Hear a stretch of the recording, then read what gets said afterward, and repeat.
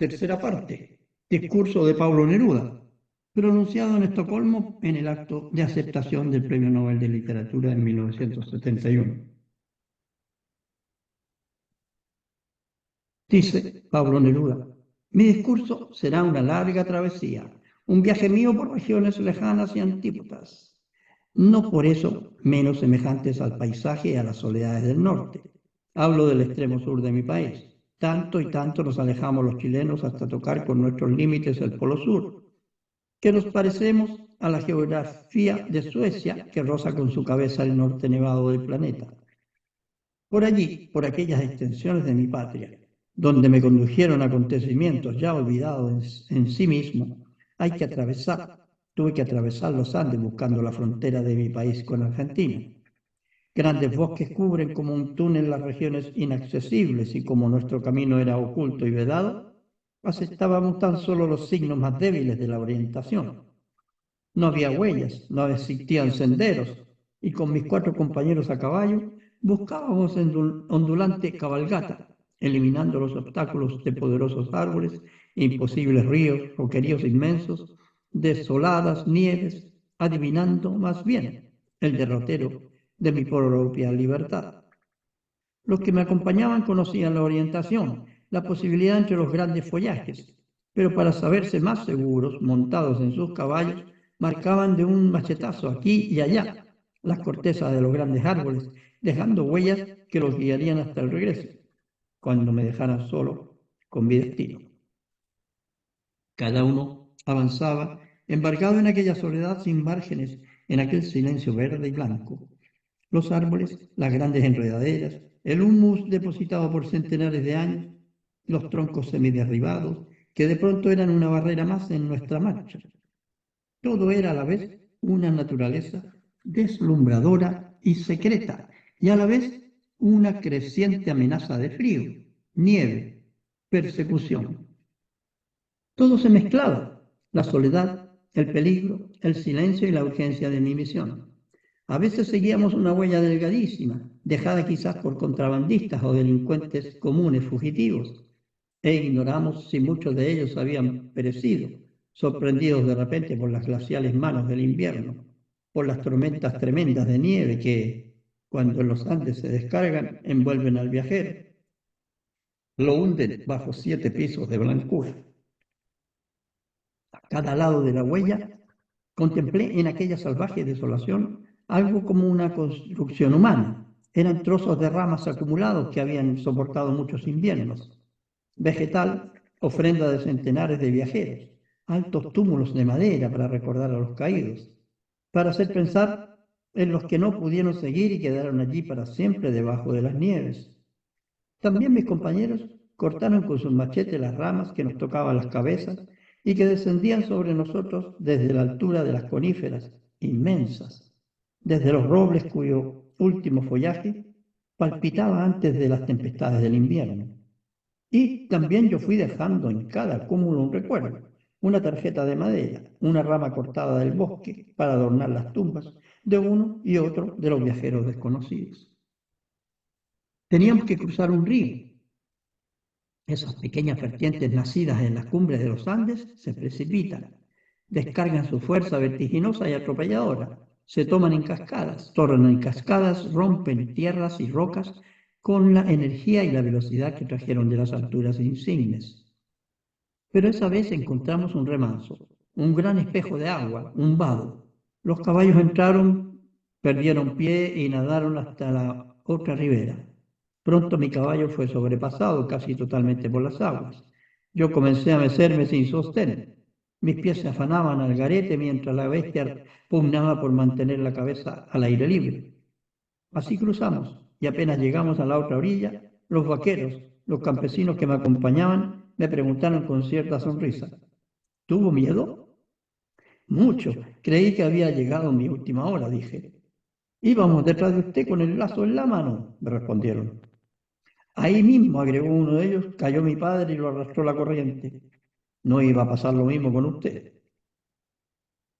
Seguimos hasta entrar en un túnel natural que tal vez abrió en las rocas imponentes un caudaloso río perdido. o un estremecimiento del planeta que dispuso de las alturas aquella obra, aquel canal rupestre de piedra socavada, de granito, en el cual penetramos. A los pocos pasos las cabalgaduras resbalaban, trataban de afincarse en los desniveles de piedra, se doblegaban las patas, estallaban chispas en las herraduras, más de una vez me vi arrojado del caballo y tendido sobre las rocas. Mi cabalgadura sangraba de narices y patas, pero proseguimos empecinados el vasto, el espléndido, el difícil camino. Algo nos esperaba en medio de aquella selva salvaje. Súbitamente, como singular visión, llegamos a una pequeña y esmerada pradera acurrucada en el regazo de las montañas.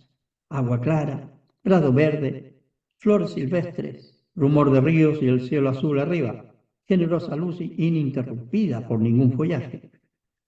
Allí nos detuvimos como dentro de un círculo mágico, como huéspedes de un recinto sagrado, y mayor condición de sagrada tuvo aún la ceremonia en la que participé. Los vaqueros bajaron de sus cabalgaduras. En el centro del recinto estaba colocada, como en un rito, una calavera de buey. Mis compañeros se acercaron silenciosamente, uno por uno, para dejar unas monedas y algunos alimentos en los agujeros de hueso.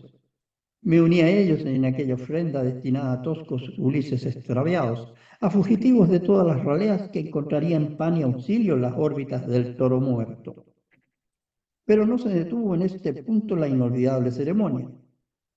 Mis rústicos amigos se despojaron de sus sombreros e iniciaron una extraña danza, saltando sobre un solo pie alrededor de la calavera abandonada, repasando la huella circular dejada por tantos bailes de otros que por allí cruzaron antes. Comprendí entonces que, de una manera imprecisa, al lado de mis impenetrables compañeros, que existía una comunicación de desconocido a desconocido, que había una solicitud, una petición y una respuesta aún en las más lejanas y apartadas soledades de este mundo.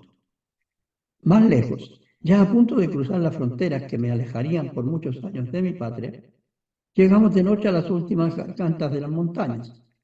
Vimos de pronto una luz encendida que era indicio cierto de habitación humana, y al acercarnos hallamos unas desvencijadas construcciones, unos destartalados galpones al parecer vacíos. Entramos a uno de ellos y vimos, al clamor de la lumbre, grandes troncos encendidos en el centro de la habitación, cuerpos de árboles gigantes que allí ardían de día y de noche, y que dejaban escapar por las hendiduras del techo un humo que vagaba en medio de las tinieblas como un profundo velo azul. Vimos montones de quesos acumulados por quienes los cuajaron a aquellas alturas. Cerca del fuego, agrupados como sacos, yacían algunos hombres.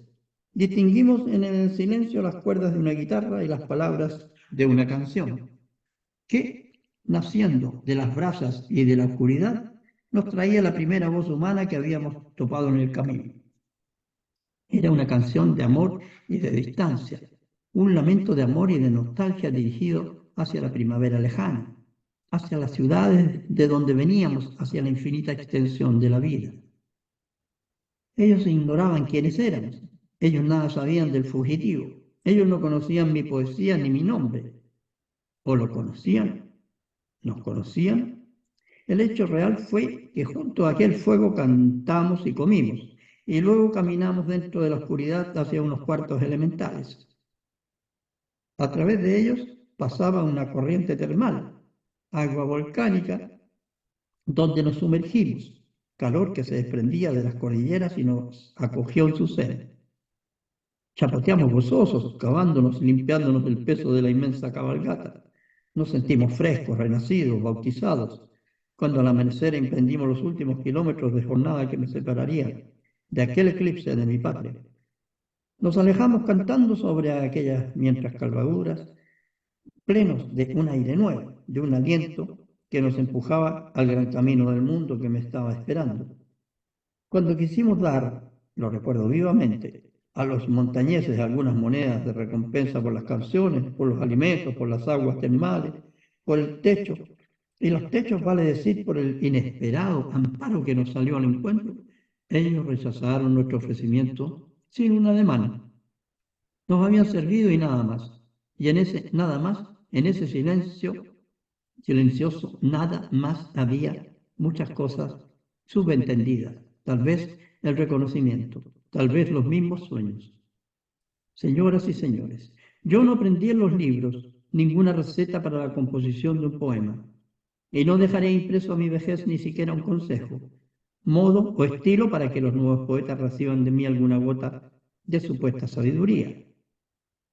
Si he narrado en este discurso ciertos sucesos del pasado, si he revivido un nunca olvidado relato en esta ocasión y en este sitio tan diferente a lo acontecido, es porque en el curso de mi vida he encontrado siempre en alguna parte la aseveración necesaria, la fórmula que me aguardaba, no para endurecerse en mis palabras, sino para explicarme a mí mismo. En aquella larga jornada encontré las dosis necesarias a la formación del poema. Allí me fueron dadas las aportaciones de la tierra y del alma. Y pienso que la poesía es una acción pasajera o solemne en que entran por parejas medidas la soledad y la solidaridad, el sentimiento y la acción, la intimidad de uno mismo, la intimidad del hombre y la secreta revelación de la naturaleza. Y pienso con no menor fe que todo está sostenido, el hombre y su sombra, el hombre y su actitud, el hombre y su poesía, en una comunidad cada vez más extensa, en un ejercicio que integrará para siempre en nosotros la realidad y los sueños, porque de tal manera nos une y nos confunde. Y digo de igual modo que no sé, después de tantos años, si aquellas lecciones que recibí al cruzar un río vertiginoso, al bajar alrededor del cráneo de una vaca, al bañar mi piel en el agua purificadora de las más altas regiones, digo que no sé si aquello salía de mí mismo para comunicarse después con muchos otros seres, o era el mensaje que los demás hombres me enviaban como exigencia o emplazamiento. No sé si aquello lo viví o lo escribí. No sé si fueron verdad o poesía, transición o eternidad. Los versos que experimenté en aquel momento, las experiencias que canté más tarde. De todo ello, amigos, surge una enseñanza que el poeta debe aprender de los demás hombres. No hay soledad inexpugnable. Todos los caminos llevan al mismo punto, a la comunicación de lo que somos, y es preciso atravesar la soledad y la aspereza, la incomunicación y el silencio para llegar al recinto mágico en que podemos danzar torpemente o cantar con melancolía. Mas en esa danza o en esa canción están consumados los más antiguos ritos de la conciencia, de ser hombres y de creer en un destino común. En verdad, si bien alguna o mucha gente me consideró un sectario, sin posible participación en la mesa común de la amistad y de la responsabilidad, no quiero justificarme. No creo que las acusaciones ni las justificaciones tengan cabida entre los deberes del poeta. Después de todo, ningún poeta administró la poesía, y si alguno de ellos se detuvo a acusar a sus semejantes, o si otro pensó que podría gastarse la vida defendiéndose de recriminaciones razonables o absurdas, mi convicción es que sólo la vanidad es capaz de desviarnos hasta tales extremos. Digo que los enemigos de la poesía no están entre quienes la profesan o resguardan, sino en la falta de concordancia del poeta. De ahí que ningún poeta tenga más enemigo esencial que su propia incapacidad para entenderse con los más ignorados y explotados de sus contemporáneos. Y esto rige para todas las épocas y para todas las tierras. El poeta no es un pequeño Dios, no es un pequeño Dios. No está asignado por un destino cabalístico superior al de quienes ejercen otros menesteres y oficios.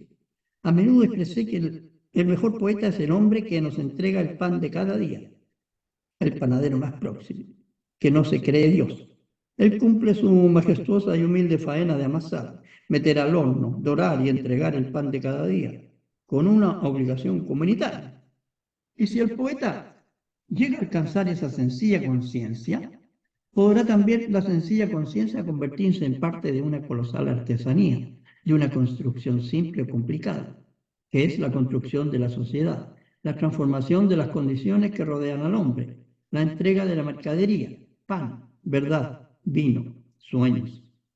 Si el poeta se incorpora a esa nunca gastada lucha por considerar cada uno en manos de los otros su ración de compromiso, su dedicación y su ternura al trabajo común de cada día y de todos los hombres. El poeta tomará parte en el sudor, en el pan, en el vino, en el sueño de la humanidad entera. Solo por ese camino inalienable de ser hombres comunes llegaremos a restituir de la poesía el anchuroso espacio que se le van recortando en cada época, que le vamos recortando en cada época nosotros mismos. Los errores que me llevaron a una relativa verdad y las verdades que repetidas veces me condujeron al error, unos y otras no me permitieron, ni yo lo pretendí nunca, orientar, dirigir, enseñar lo que se llama el proceso creador, los vericuetos de la literatura. Pero sí me di cuenta de una cosa, de que nosotros mismos vamos creando los fantasmas de nuestra propia mitificación.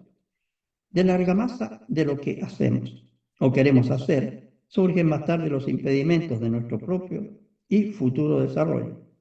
Nos vemos indefectiblemente conducidos a la realidad y al realismo, es decir, a tomar una conciencia directa de lo que nos rodea y de los caminos de la transformación. Y luego comprendemos, cuando parece tarde, que hemos construido una limitación tan exagerada que matamos lo vivo en vez de conducir la vida a desenvolverse y florecer. Nos imponemos un realismo que posteriormente nos resulta más pesado que el ladrillo de las construcciones, sin que por ello hayamos erigido el edificio que contemplábamos como parte integral de nuestro deber.